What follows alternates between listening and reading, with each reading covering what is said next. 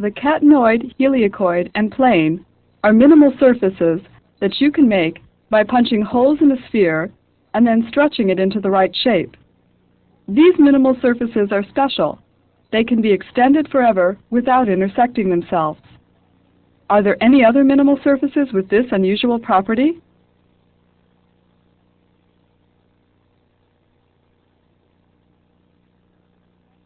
It was not until the 1980s that mathematicians found another such surface, the Costa surface, which is made not from a sphere, but from a hollow donut. Do you believe you can make this complicated shape by punching 3 holes in a hollow donut and then stretching it? This video will show you how. Here is a donut. Mathematicians call it a torus. Do you see any connection between this and the Costa surface? Probably not. To start seeing the connection, try looking at the torus in a new way, as a rectangle with opposite edges glued together.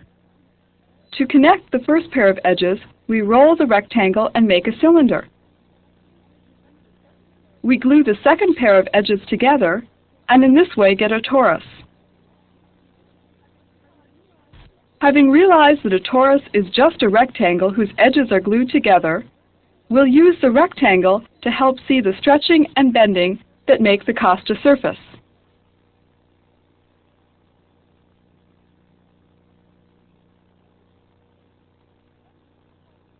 Let's poke a hole in the rectangle. Repeating this, we end up with 3 holes. On the torus, we poke the first hole in the bottom of the surface.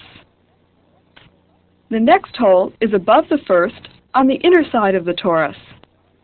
The third is on the top. We have made 3 holes in our donut. Returning to our rectangle, we stretch out the first hole by pulling up on the yellow side. The second hole is stretched out by pulling down on the blue side. We end up with all 3 holes being stretched out.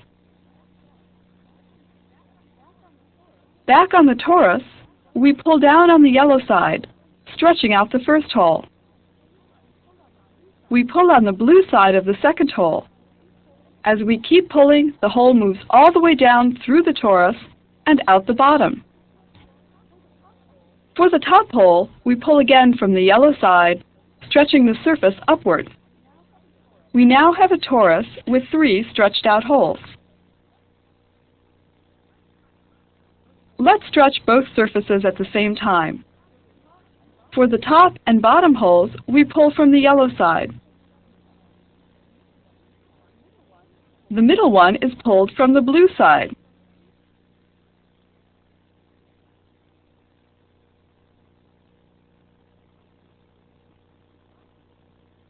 Finally, we peel back the first opening. The opening is now so wide that it doesn't look like the bottom hole anymore. With a bit more stretching, we will arrive at the Costa surface. Trimming off the rough edges gives us our final picture. We have succeeded in poking 3 holes in a donut and stretching it out into the Costa surface.